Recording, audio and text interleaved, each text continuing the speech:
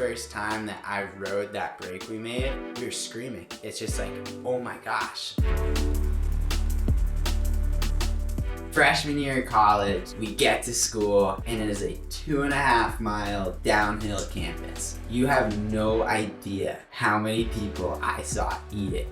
So I was sitting in business class. They asked, what's a problem with the world? And I'm like, I always burn holes in my shoes when I'm skating. So me and a college roommate of mine put together this design for a break. I met Charlie Cannon my freshman year. We spent the entire freshman year coming up with different ideas of how are we gonna stop ourselves on a longboard so we don't hurt ourselves anymore.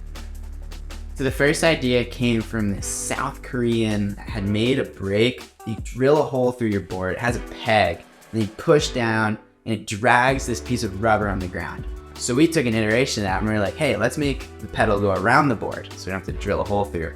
Let's take this rubber pad and make it not wear down in a day. And that took us like a year, thousands of dollars, all different iterations. But eventually we got a pretty sick break and it was time to launch. That's where my job kicked in. So I went ahead and started trying to sell products online, and I made this drone company kind of as like a test run. Fast forward 2 years and that drone company did over 10 million in revenue, which totally changed our scope of what we could do with these breakboards, because now we can hire the best engineers from all around the world and take patents that were made in like 1990, reiterate it, and create this perfect break of the collection of many minds. The breakboard design is over 20 years in the making. First models were from 1999. So there's a beautiful human being in Australia named Breakboard Ben. He was the only person on earth who ever made a longboard break that was good. So we called him up, and we're like, hey Ben, we want to buy your patents. A week after calling him, he agreed to sell it to us. Then we found another engineer from a different skate company in Australia, which we also acquired. Gave him Breakboard Ben's designs and a little bit of help from Carson and a lot of input from what we wanted as skaters. It took around 9 months of reiteration.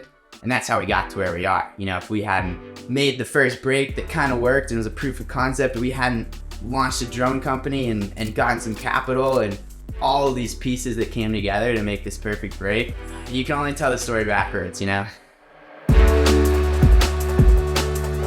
At some point, everybody thought about putting a brake on a longboard or a skateboard. No one's ever done it. There's been a few tries, but never been executed well. What we're so proud of is the universal compatibility. That's really hard. The heat dissipation is impossible, pretty much. The way that the pedal feels and just it not wearing down in time, being adjustable so you can make it more or less breaky.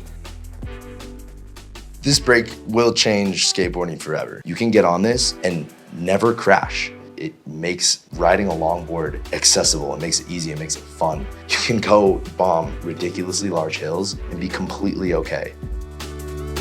If there's a word I could use to describe the VibeRide founders, is probably ridiculous. First and foremost, it's really helpful that every founder skates. We just got this culture of like happy ambition. We work really hard and we have a ton of fun doing it.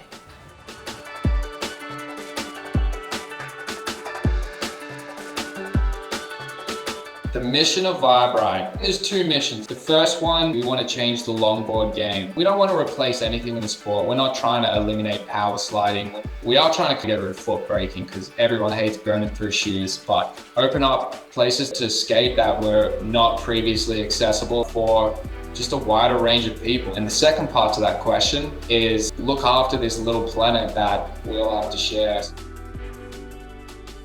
A belief that me and the rest of the team have is it shouldn't fall to the everyday person to try and solve all the world's problems and have to dip into their pockets. It should fall to big businesses. So we want to be the ones to set that example for the other businesses to just give up a portion of your profits, put it towards something good. And I mean, imagine if just the top 100 companies in the world did that, how different the world would look today.